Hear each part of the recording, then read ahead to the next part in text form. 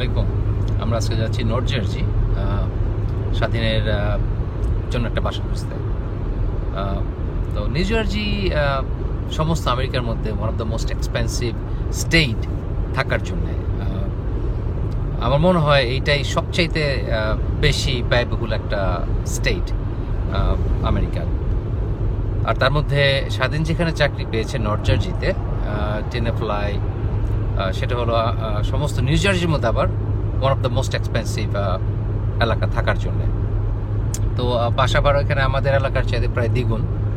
তো তবু আমরা যাচ্ছি, কারণ এটা আমাদের বাসা থেকে প্রায় 3 ঘন্টা দূরে। এত দূর তো এত ড্রাইভ করা সম্ভব না, রোজ 6 ঘন্টা যেতে আসতে লাগবে। তো কাজে ওর জন্য একটা বাসা দরকার ওই অফিসের কাছাকাছি। আজকের দিন ড্রাইভ করার জন্যে খুবই সুন্দর একটা দিন। শীতের মধ্যে সাধারণত আমাদের এখানে ঝড় তুফান থাকে, বৃষ্টি হয়, বরফ পড়ে, কিন্তু আজকের দিনটা একেবারেই ঝকঝকে সুন্দর। একটা টোল বুথ পাড়ি দিচ্ছি। আর আমাদের এখানে এটা হলো গার্ডেন স্টেট পার্কওয়ে, আর এটা সমস্ত new jersey north south run করেছে। আর এটা দিয়ে আপনি south jersey north jersey travel করতে পারেন। আর এটা স্পিড লিমিট হলো বেশিরভাগ জায়গাতেই 65 মাইল পার আওয়ার। তো আমরা ইচ্ছা করলেই এখানে রাস্তা তো ভালো, আমরা ইচ্ছা করলে 100 মাইলের উপরে চালাতে পারি, কিন্তু 65-এর জায়গায় আপনি যদি 75 চালান অথবা তার চেয়ে বেশি চালান, আপনি সাথে সাথে টিকিট পাবেন। দেখে মনে হচ্ছে পুলিশ তো নাই, টিকিট দিবে কে? আসলে একটু পরই পুলিশ বসে থাকে, স্পিড ট্র্যাপ যেটাকে বলে। আপনি যদি 10 মাইল অথবা তার উপরে স্পিডে চালান, যেই স্পিড দেওয়া আছে তার 10 মাইল উপরে চালালেই আপনি একটা টিকিট পাবেন। আর সেই টিকিট সস্তা না, আপনার অনেকভাবে আপনার পয়সা খরচ হয় তখন। প্রথমত টিকিটের দাম দেখা গেল ডিপেন্ড করে আপনি কত স্পিডে যাচ্ছিলেন। 80 থেকে প্রায় অনেক সময় $200 পর্যন্ত হতে পারে অফিসে ফাইন টাইন নিয়ে। কিন্তু সেটাই না, এরপর আবার যেহেতু আপনি টিকিট খেয়েছেন, আপনার ইন্স্যুরেন্স বেড়ে যাবে তখন। আপনার যেখানে ইন্স্যুরেন্স ধরেন ভালো ড্রাইভারের বছরে $1000 একটা গাড়ির জন্য, সেখানে দেখা গেল 1-2টা টিকিট থাকলে আপনার নামে ইন্স্যুরেন্স হয়ে গেল $2000, $3000, $5000 হতে পারে, ডিপেন্ড করে আপনার ড্রাইভিং হিস্ট্রি কত খারাপ। আর এখানে ট্রাফিক ভায়োলেশন এগুলো হলো পয়েন্ট সিস্টেমে। আপনি ধরেন 6-7 মাইল ওভার স্পিডে যদি ধরা পড়েন তাহলে 2 পয়েন্ট, আর যদি 10 মাইলের উপরে ধরা পড়েন তাহলে হবে 4 পয়েন্ট। এইভাবে যত বেশি পয়েন্ট সেই টিকিটের ফাইনও তত বেশি। আর পয়েন্ট যখন নাকি অ্যাড হতে হতে একটা পর্যায়ে এসে যায়, যেমন আপনার যদি 12 পয়েন্ট হয়ে যায়, আপনার লাইসেন্স সাসপেন্ডেড হয়ে যাবে, আপনি তখন গাড়ি চালাতে পারবেন না। 3 মাস 6 মাস ডিপেন্ড করে কীরকম কত পয়েন্ট তার উপরে। তো যাদের নিয়মিত গাড়ি চালাতে হয় কাজে যাওয়ার জন্যে, স্কুলে যাওয়ার জন্যে, সাসপেন্ডেড হয়ে গেলে তো বিরাট বড় প্রবলেম। আবার সাসপেন্ডেড অবস্থায় যদি গাড়ি চালান এবং ধরা পড়েন তাহলে তো আরও বড় বিপদ, অনেক বেশি ফাইন তখন। আর আমি যখন প্রথম আমেরিকাতে আসছিলাম, আমার টিকিট 3 মাসেই 22 পয়েন্ট হয়ে গেছিল, আর আমার লাইসেন্স সাসপেন্ডেড না, রিভোকড হয়ে গেছিল। কারণ তখন বাংলাদেশ থেকে মাত্র আসছি, 19 বছর বয়স। আর ঢাকায় তো আসলে আমরা গাড়ি চালাই তখন গাড়ি চালাতাম নিজেদের ইচ্ছা মতো, স্পিড লিমিটের কোনো ব্যাপার না, ট্রাফিক লাইট মানতে মন চাইলে মানলাম, নাইলে না, এরকম ছিল। কিন্তু আমেরিকাতে আসার পরে যখন দেখতাম যে অনেক রাত্র আশেপাশে কোথাও কোনো গাড়ি নাই, একটা ট্রাফিক লাইট, লাল বাতি, তো কি হয়েছে, কেউ তো নাই, চলে গেলাম, দেখা গেলো সাথে সাথে একটা পুলিশ এসে একটা টিকিট দিয়ে দিল। তো এরকম করতে করতে 22 পয়েন্ট হয়ে গেল 3 মাসের মধ্যেই, এবং লাইসেন্স শুধু সাসপেন্ডেড না, রিভোকড।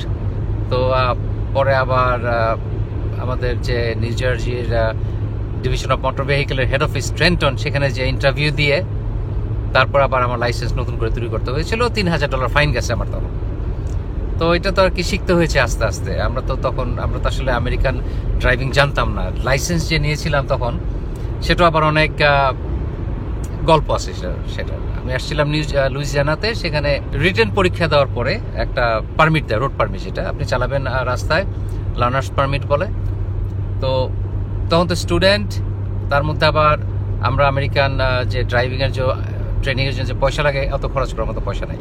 আর এখানে লাইসেন্স পাওয়াটা খুবই সহজ, খুবই সিম্পল একটা প্রসেস। আপনি একদিন ডিএমভির অফিসে যাবেন, রিটেন পরীক্ষা দিবেন, পরীক্ষা পাশ করার পরে আপনাকে সাথে সাথে একটা লার্নার্স পারমিট দিবে।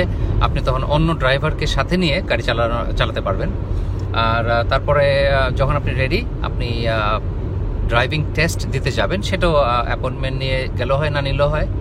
যাওয়ার পরে পাশ করলে সাথে সাথে লাইসেন্স হয়ে যায়। কাজে এটা একদিনের ব্যাপার, একদিন রিটেন পরীক্ষা, আরেকদিন ড্রাইভিং টেস্ট, খুবই সিম্পল। কিন্তু তখন তো আমি যখন আসছি, আমরা মাত্র হাতে গোনা কয়েকজন বাংলাদেশি, আমাদের বেশিরভাগ কারো গাড়ি নাই, কোথায় শিখবো, বিভিন্ন ঝামেলা। যাই হোক, তো রিটেন পরীক্ষা দেওয়ার পর পাশ করলাম। এরপরে তখন নিয়ম ছিল যে বাংলাদেশি ড্রাইভার্স লাইসেন্স দেখাতে পারলে আর ড্রাইভিং টেস্ট দিতে হবে না। তো আমার তো বাংলাদেশি ড্রাইভার্স লাইসেন্স নাই, তো কি করব? তখন একটা সাদা কাগজের মধ্যে বাংলাদেশ থেকে যে চিঠি আসতো, সেই স্ট্যাম্প কতগুলি লাগালাম, তার মধ্যে নিচে হেডলাইন দিলাম Bangladesh drivers license from Bangladesh, আমার নাম, ঠিকানা, জন্ম তারিখ দিয়ে দিলাম, আর ওইটা নিয়েই জমা দিলাম ডিএমভিতে। এবং তারা তখন এটা অ্যাকসেপ্ট করে নিল যে এটাই বাংলাদেশি লাইসেন্স। আমার লাইসেন্স হয়ে গেল, ড্রাইভিং টেস্ট দিতে হয় নাই। আর তার ফলস্বরূপ হইল এই যে $3,000 ফাইন এবং লাইসেন্স রিভোকড হয়ে গেছিলো, সেই গল্প যেটা বললাম আগে। তো একটা সময় ছিল আমরা যে কোনো রকমের কাগজপত্র সাবমিট করলে অ্যাকসেপ্ট করে নিত, কিন্তু এখন সবাই চালাক হয়ে গেছে, এখন আর ওইসব হয় না। এখন আসল কাগজপত্রই লাগে, কারণ আজকাল ভেরিফিকেশনের প্রসেস অনেক সোজা। আর এখানে তো ট্রাফিক স্টপে পুলিশে ঘুষ দেওয়ার কোনো ব্যবস্থা নাই। চেষ্টা করেছিলাম কয়েকবার, যেমন বললাম একদিন, অফিসার ওই কোর্টে যে টাকা না দিয়ে আমি টাকাটা এখানেই দিয়ে দিই, তাহলে আমার ঝামেলা শেষ হয়ে যায়। হাসে, টাকা নেয় না। আর যদি সরাসরি অফার করি ঘুষ, তাহলে তো জেল হয়ে যাবে। আর এই ব্যাপারে আবার থাইল্যান্ডের পুলিশরা এক্সপার্ট। থাইল্যান্ডে যখন গেলাম, তখন ওখানে হোন্ডা ভাড়া পাওয়া যায়, হোন্ডা চালাচ্ছিলাম। তো দু এক কারণে পুলিশ থামায় টিকিট দেওয়ার জন্যে, টাকা দিলে সাথে সাথে ছেড়ে দেয়, কোনো ঝামেলা করে না। থাই পুলিশ খুবই ফেমাস এসব ব্যাপারে।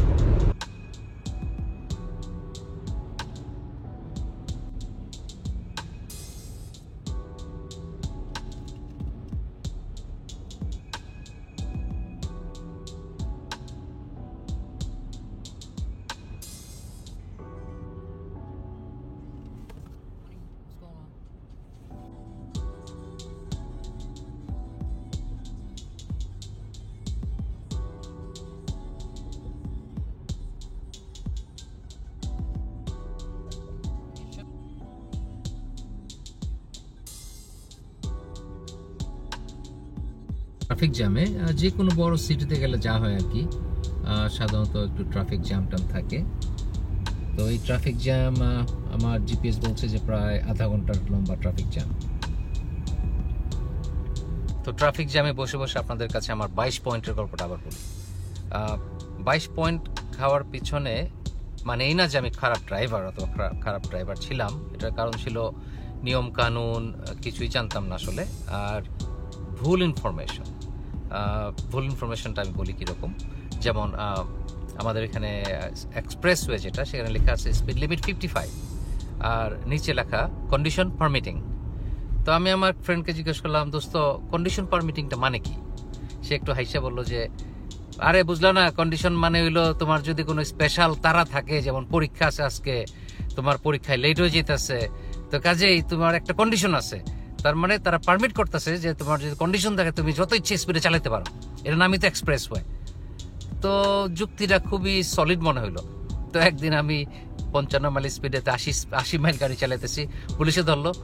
তো টিকিট দিয়ে দিল, একটা বড় মোটা, বেশ মোটা সাইজের টিকিট। জিজ্ঞেস করলাম যে কন্ডিশন পারমিট মানে কি? আমার তো আজকে পরীক্ষা, আমি তো পরীক্ষাতে এখন ক্লাস পরীক্ষা ফেল করলে, মিস করলে তো আমি পরীক্ষা ফেল করবো আমি। তো পুলিশটা, আমি বললাম যে এখন আমার তো একটা কন্ডিশন আছে, তো এর মধ্যে পারমিট না, কন্ডিশন পারমিটেড, তখন আমার তো স্পিডে বেশি যেতে পারি। পুলিশ অবাক হয়ে তাকে দেখে তারপর হাসতে হাসতে চলে গেল। পরে আমি আমার এক আমেরিকান ফ্রেন্ডকে জিজ্ঞেস করলাম ঘটনাটা কি, কন্ডিশন পারমিটিং, আবার আমাকে টিকিটও দিল।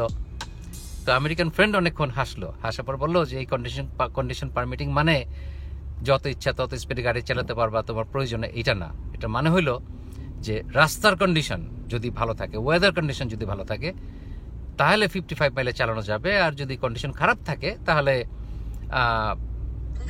নিজের সুবিধা অনুযায়ী গাড়ি চালাতে হবে। এইটাই মানে হলো কন্ডিশন পারমিটিং, মানে ওয়েদার বুঝে 55-এ চালাতে হবে।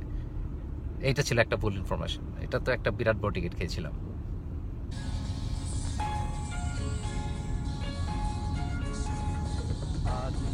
কাল কাল নয় পরশু কেউ তো আমার কথা ভাববে নীল কাঁকনে টুংটাং বাজে দূর থেকে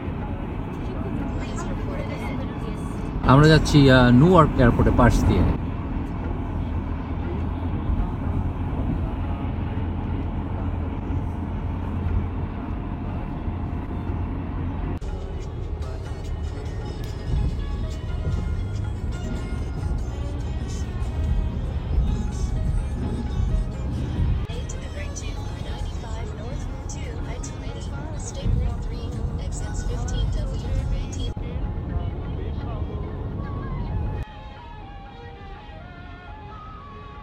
কিছু নিয়ে কিছু দিয়ে কাটবে বছর হয়তো সেদিন কেউ রাখবে খবর হতে পারে সেই মূল পলাতকা মূল পলাতকা আজ নয় কাল কাল নয় পরশু কেউ তো আমার কথা ভাববে নীল কাঁকনের ঠুংঠাং বাজিয়ে দূর থেকে হয়তো বা ডাকবে।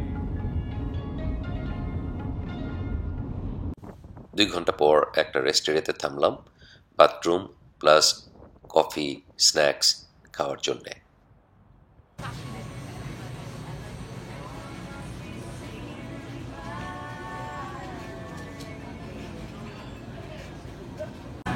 এবার নিউ জার্সির ম্যাপ আমরা রওনা দিয়েছি এখান থেকে, আর আমি এখন এখানে।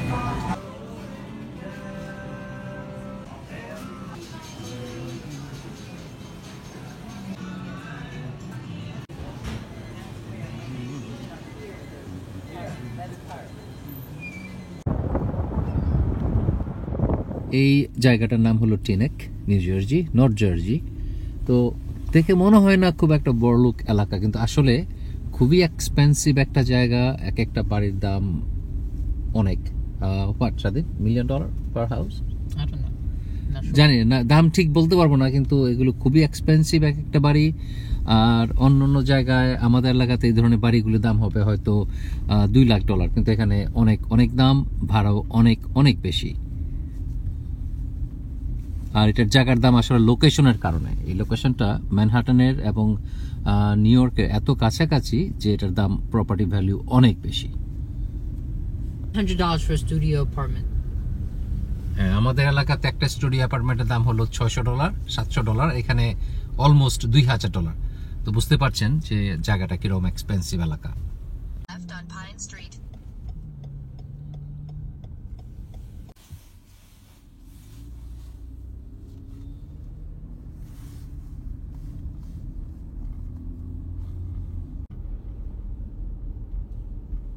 Make a left. আজকে অনেক ঠান্ডা পড়ে গেছে। তো এই এখন শীতের দিন ঠান্ডা তো পড়বেই, কিন্তু কয়েকদিন খুব ভালো টেম্পারেচার ছিল, আজকে আবার একটু বেশ ঠান্ডা। তো আমরা একটা অ্যাপার্টমেন্ট কমপ্লেক্সে আসছি নদীর কিনারে। তো খুবই সুন্দর দেখা যাচ্ছে, দেখি অ্যাপার্টমেন্ট অ্যাভেলেবল কি না। আসলে ইন্টারনেটে অনেক কিছু চেক করা যায়, বাট অনেক সময় সরাসরি আসলেও অনেক খবর পাওয়া যায়। আর তাছাড়া আমরা এই এলাকাটা দেখতে চেয়েছিলাম।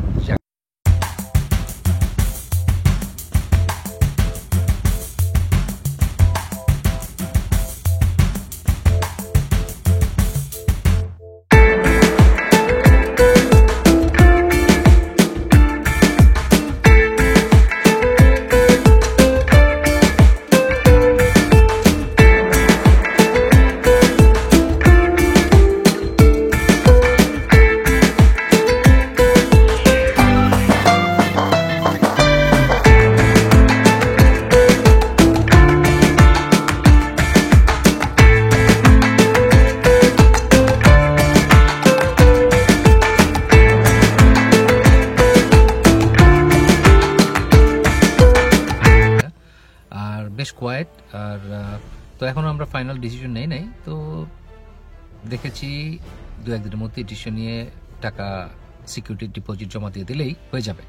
এখানে অ্যাপার্টমেন্ট ভাড়া নেওয়ার নিয়ম হলো আপনি আপনার 1 মাসের ভাড়া দিবেন, প্লাস আরও 1.5 মাসের ভাড়া অ্যাডভান্স দিবেন। সেটা হলো আপনার যদি $1000 অ্যাপার্টমেন্ট হয় তাহলে আপনার অ্যাপার্টমেন্ট উঠতে গেলে $2,500 দিতে হবে। $1,000 অ্যাডভান্স আর $1,000 হলো 1 মাসের অগ্রিম ভাড়া। আমরা আরেকটু ঘোরাঘুরি করবো, লোকাল এলাকাটা একটু দেখবো, চলুন দেখি। আমরা এখন হ্যাকেনস্যাকে, নর্থ জার্জির একটা সিটি। এখানে রাস্তার পাশে দেখলাম একটা পুরনো যুদ্ধ জাহাজ। তো আমি জাহাজটা একটু দূর থেকে দেখতে চাই, আপনাদের সাথে শেয়ার করব।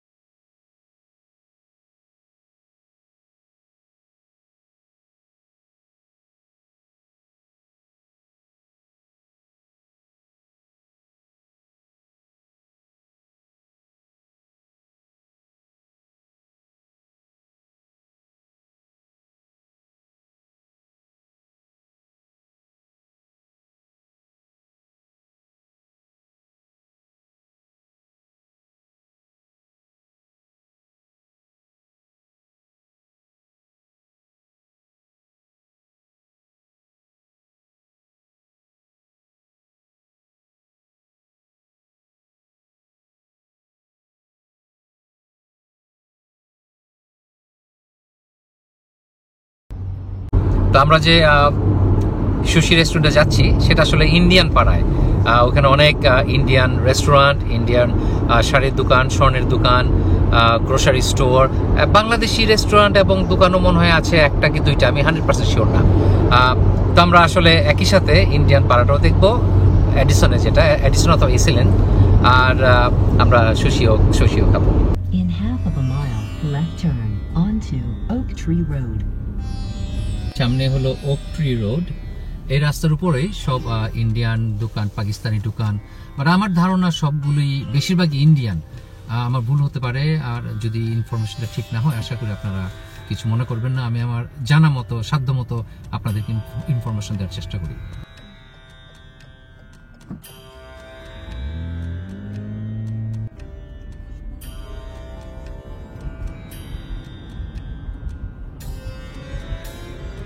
আমাদের ধারণা ছিল এই রেস্টুরেন্টটা ইন্ডিয়ান পাড়ার মধ্যেই, আসলে এটা প্রায় 3 মাইল দূরে। তো আমরা অলমোস্ট এসে পড়েছি। আমরা খাওয়া দাওয়া করে তারপর আমরা ঘুরতে যাবো দোকান টোকান। এটাই হলো সেই রেস্টুরেন্ট। আমরা সুশি খেতে যাচ্ছি, পেট চুক্তি sushi.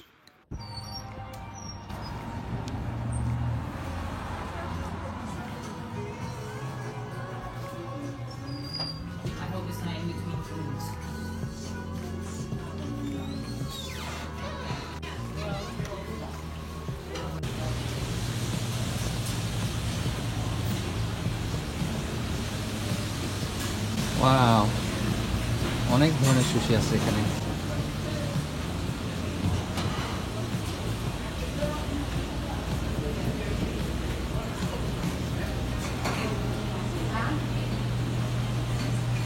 Breadfruit,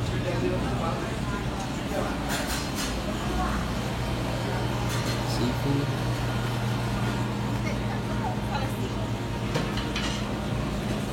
salad.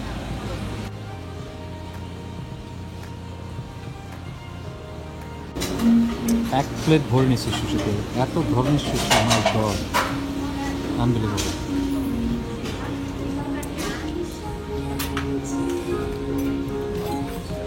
You start already, Shadin? No. We got What? eel. All right, can you give us a tour? What do you have? Which one is what? এগুলো সব সুশি। অনেকগুলি sushi হলো রান্না করা হয় নাই। এটা হলো স্যামন, এক ধরনের মাছ। তারপরে এটা হলো সিউইড আর ইল, এটা হলো কি মাছ এটা? কেচু, right? ইল, হ্যাঁ, কেঁচু কেঁচু Yeah, না, এটা কেঁচু হবে worm, right? ইল, না ইল, আমি বলতেছি বাইন মাছ। বাইন মাছ, Right. বাইন মাছ, হ্যাঁ, You're screaming though. এই ব্ল্যাকটা হলো বাইন মাছ, রাইট? আর এটা হলো সিউইড, Yeah. আর স্যামন, তারপর আর অন্য মাছ দেখতে পাচ্ছি। এটা মনে হয় টুনা, এটা tuna, right? Bluefin tuna, I don't know about bluefin. it's a tuna fish. So এটার দাম হলো $7.99। তো সেখানে আপনার ওই পেট চুক্তি খাওয়া, এটা অনেক দাম। রেগুলার রেস্টুরেন্টে খেতে গেলে এতগুলি ডিফারেন্ট কাইন্ড অফ সুশি খেতে গেলে অনেক টাকা, $100 উপর লাগতো পার পারসন আমার ধারণা, ভালো রেস্টুরেন্টে গেলে আর কি। আর তো এখানে এত সস্তা, এত সুশি, খুবই ভালো ডিল। নুডলস আর মাশরুম আর লিটল বিট সিফুড। এত অল্প খাইলে তো পোষাইব না, আর বেশি খেতে দিব না। Which guys, yeah, it's nearby. This one? That's even better.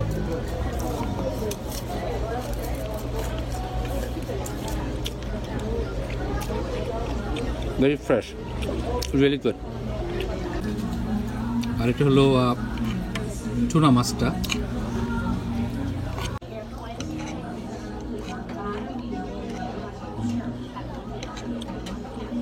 এটা কাঁচা টুনা মাছ, সাশিমি, এটাকে মনে হয় সাশিমি বলে, রাইট? সাশিমি। তো ভেরি টেন্ডার, ভেরি গুড। আর ছোট ছোট দানা যেগুলো, সেগুলো মাছের ডিম।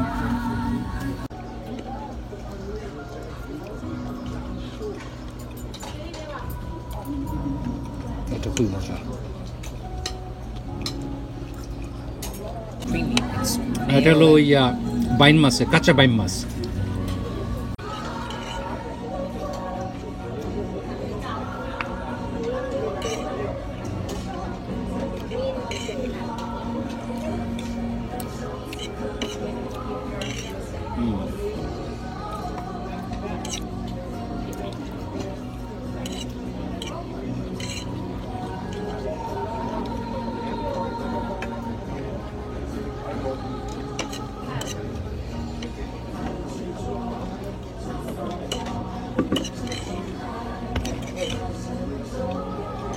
এটা একটা কাঁচা মাছ আর সাথে একটু ভাত, কাঁচা মাছ আর ভাত সাথে।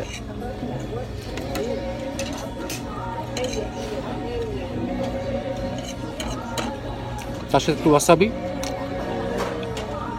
ঝাল।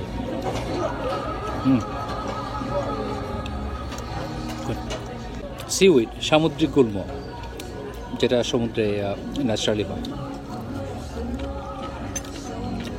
খুব ভালো করতে। এটা কাঁচা স্যামন।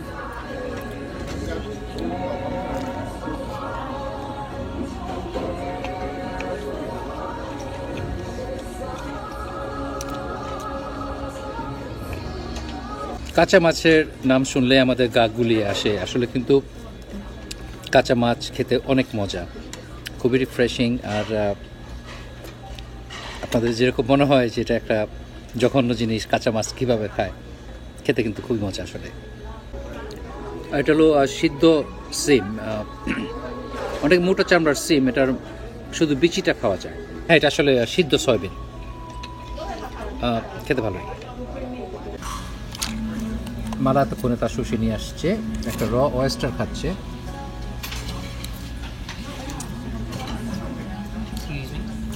কাঁচা ঝিনুকটা কেমন? ফ্রেশ। এটা একটা অক্টোপাস,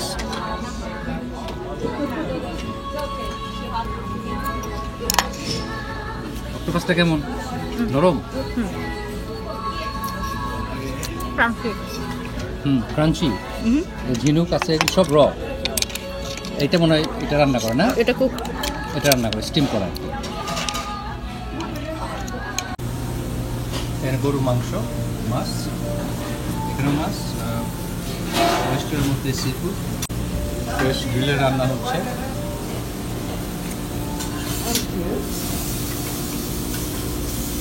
চিকেন মাছ, নুডলস, ভেজিটেবল, আলু ভর্তা খেতে চলে সেটাও আছে। পিৎজা চান? পিৎজাও আছে, ফ্রেঞ্চ ফ্রাইজ। কর্ন দিয়ে শ্রিম্প, ঝিনুক, মাছ ভাজা, ডাম্পলিং, চিকেন উইংস, পয়েন্টস,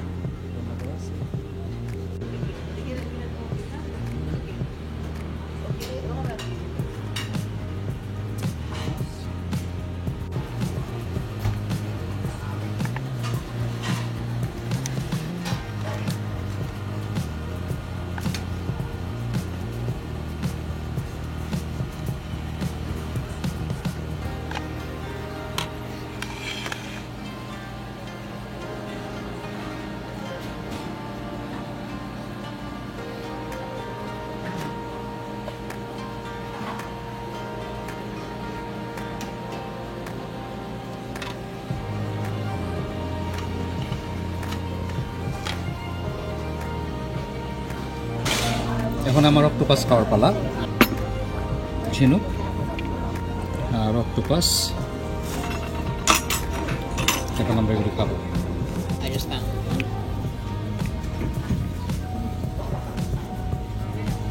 এটা আসলে একটা বেবি অক্টোপাস।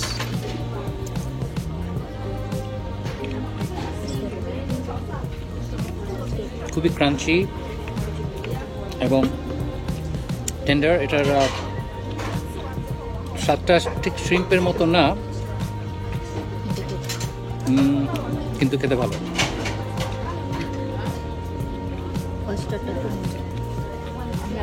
এটা কিসের সাথে তুলনা করবে এটা স্বাদটা? যাই হোক, একটু একটু টেক্সচার আছে, একটু ক্রাঞ্চি, একটু চুই, হালকা হালকা, কিন্তু খুবই টেন্ডার। আর একটু ঝাল মশলা দেওয়া আছে, যার জন্য একটু ঝাল ঝাল, খেতে খুবই ভালো। খাবো এই ওয়েস্টার। এটা র ওয়েস্টার, সাথে একটু হট সস দেওয়া আছে ঝাল হওয়ার জন্য।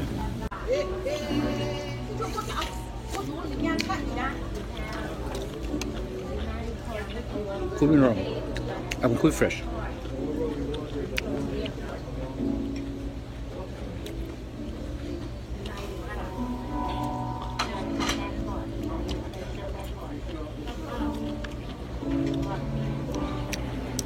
সসটা খুবই মজা, একটু মিষ্টি মিষ্টি এবং ঝাল ঝাল, খুব মজা।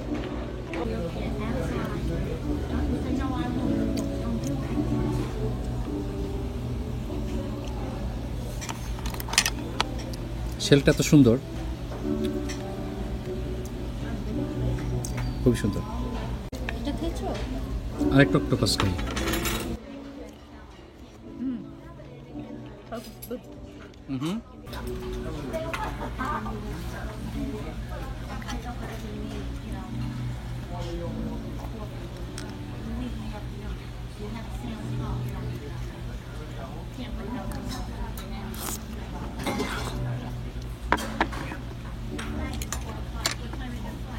How is it?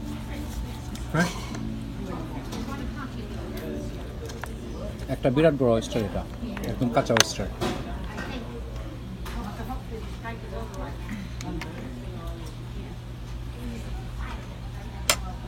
Delicious. বিরাট বড় ক্র্যাব, বিরাট বড়। আর এটা হলো ক্রফিশ, এটা হলো ক্রফিশ, এটা হলো লুইজিয়ানার স্পেশালিটি। এটা লুইজিয়ানা স্পেশালিটি। Okay, 11.99.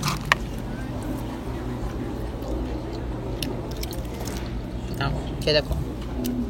এটা হলো আমার প্রিয় শ্রিম্প। এটা একদিন খাইতে খেতে আমার এত বেশি ব্লাড প্রেশার হাই হয়ে গেছিল। 28টা খেয়েছিলাম। 28টা চিংড়ি খেয়েছিলাম এরকম একবার, ওই পুষিয়ে নেওয়ার জন্য, যে এনাফ না খেলে তো পুষায় না।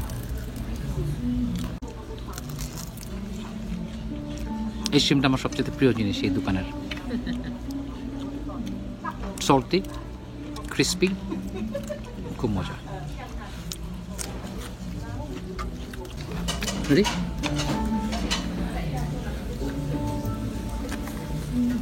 এটার ভিতরে আসলে কি মিট তো দেখি না। It's all mixed up.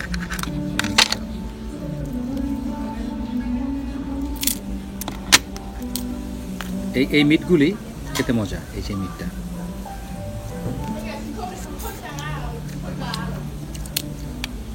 তারপরে এই লেগের ভিতরেও মাংস থাকে। Eat the big one first. I will. Then I can show you. This one? I said eat the big one first.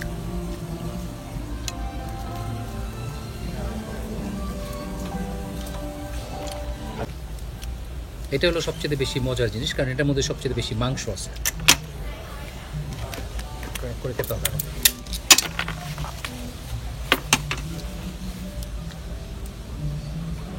সব হোয়াইট মিট। টেস্ট করে।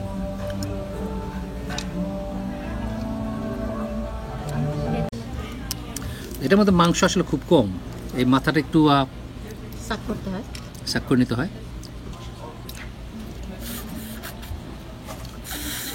একটু জুস আছে ভিতরে, স্পাইসি, খেতে মজা। আর তেলটাকে, এই তো তেলের মাংস একেবারেই নাই আসলে, এটা মাংস খুব কম, বাট ছোটো হলেও খেতে মজা, খুবই ফ্লেভারফুল। আর তো আছে আমার প্রিয় চিংড়ি, সল্টেড চিংড়ি,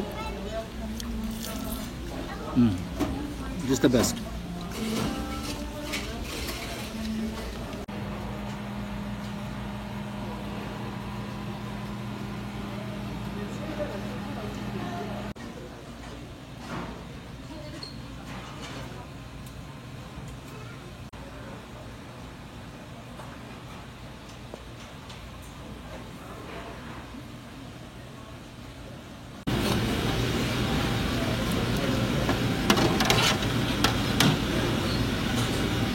Seafood soup. কিছু নুডলস আর শ্রিম্প নিয়ে আসলাম, আর এই তো সিফুড স্যুপটা একটু খেয়ে দেখি কেমন।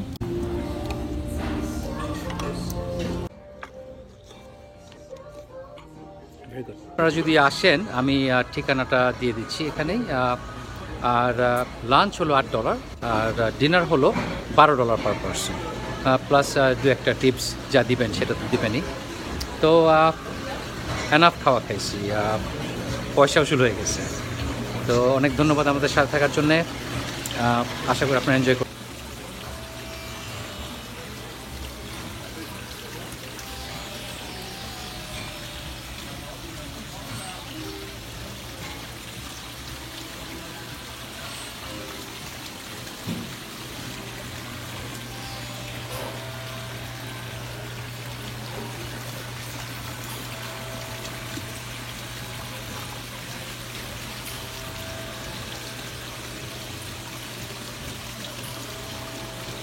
সোজা বাংলায় যারে বলে ফাটায়া খাইছি, পয়সা শুরু হয়ে গেছে ডেফিনেটলি। আর অনেক সস্তা আসলে, কারণ আমরা যদি বাইরে খেতে যেতাম কোনো ভালো রেস্টুরেন্টে, এই একই খাবার আমাদের 3 জনের $200 উপর লাগতো আসলে, কমপক্ষে। তো ধন্যবাদ সাথে থাকার জন্য। খাওয়া দাওয়া শেষ করলাম, এখন আমরা যাচ্ছি এসিলেন ইন্ডিয়ান পাড়ায়। চলুন ঘুরে আসি।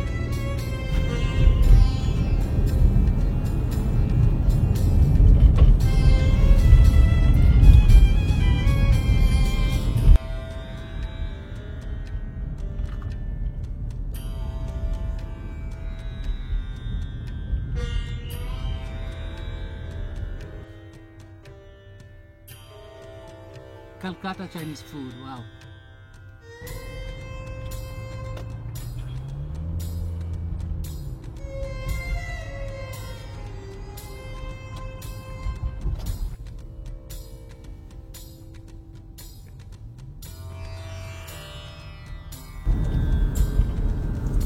Sher-e-Punjab, the Punjabi restaurant, Punjabi store. Atula Bazaar. Oak Tree Drugs. এই তো আমরা চলে আসছি ইন্ডিয়ান নেইবারহুডে। তো পটেল ব্রাদার্সের ফার্মার্স মার্কেট, ডান দিকে বিরাট বড়।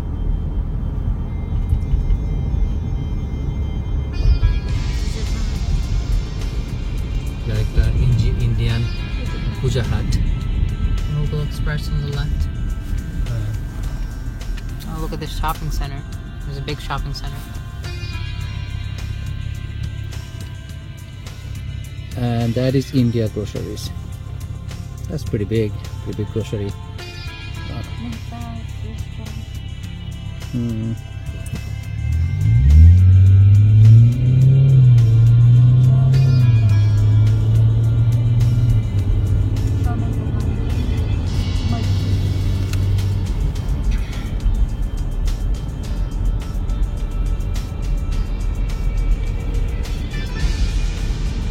এখানে সবই আসলে ওই ইন্ডিয়ান পাকিস্তানি অথবা আমাদের ওই এলাকার আর কি সাবকন্টিনেন্টের লোকজনের দোকান।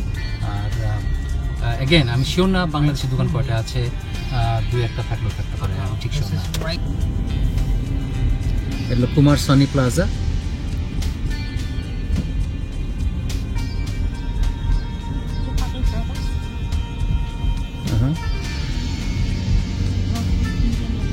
রশো ইন্ডিয়ান রেস্টুরেন্ট, পাটেল ব্রাদার্স, একটা শপিং প্লাজার মতো মনে হয়।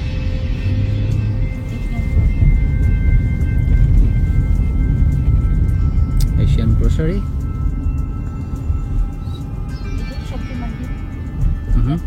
গোকুল একটা restaurant, Indian restaurant. Now, when you're walking, there's so much content.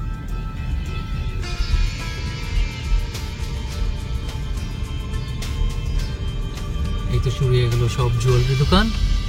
এখানে অনেকগুলি স্বর্ণের দোকান আছে। তো এখানের যে স্বর্ণের দোকানগুলো আছে তার মধ্যে একটা হলো সোনা জুয়েলার্স, এবং এদের স্বর্ণের গহনাগুলোর কোয়ালিটি ভালো। আর এদের স্পেশালিটি হলো জড়োয়া সেট, পাথরের সেট, রুবি, স্যাফায়ার, ডায়মন্ডস, এদের সেটগুলি এরা খুব ভালো বানায়। এবং এদের তৈরি আসে আসলে ইতালি থেকে।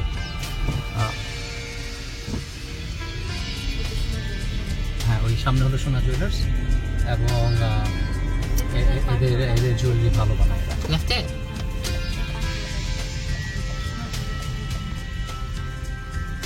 একটা restaurant, urban spice. Parking over there. Okay.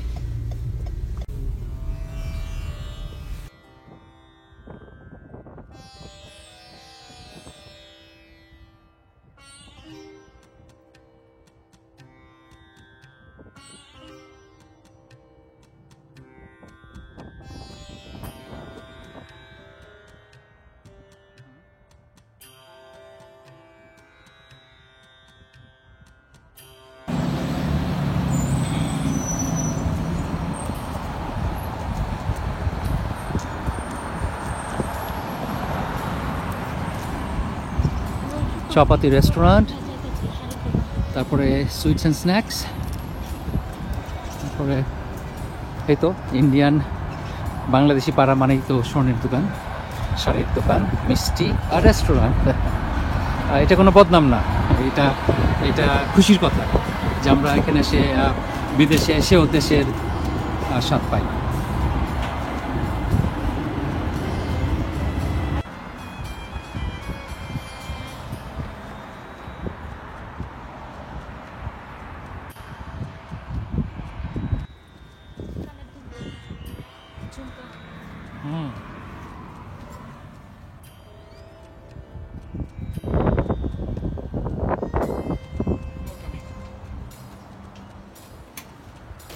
এখানে আছে পানের দোকান প্লাস মিষ্টির দোকান। মৈসুর পাক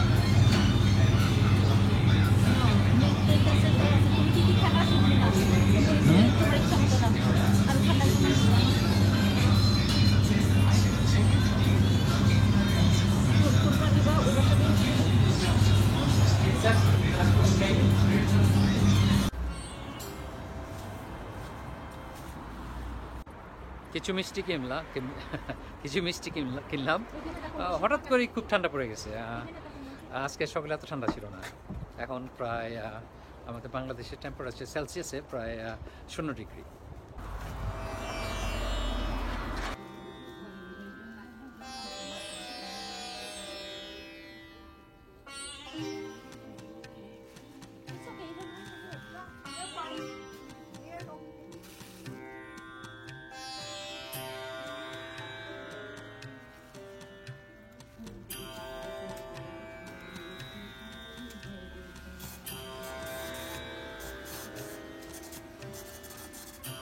তো মনসুর, এদেশে বলে মৈসুর পাক। আর this is Anarkali, very fancy sweet.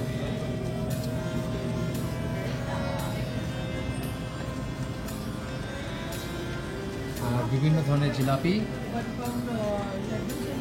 1 pound laddu and 1 pound Anarkali.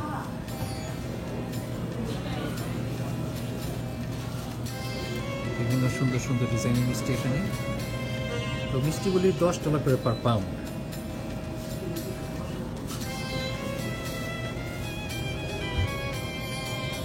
বিভিন্ন কালারের রং বেরঙের মিষ্টি।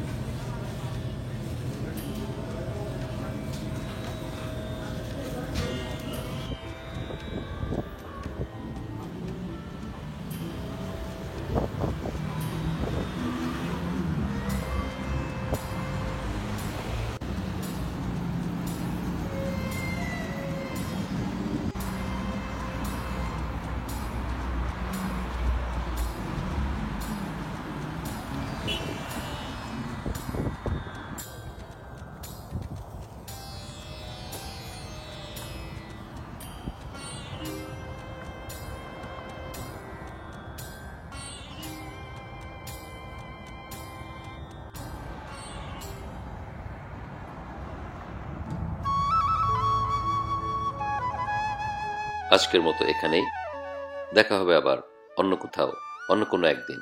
আল্লাহ হাফেজ।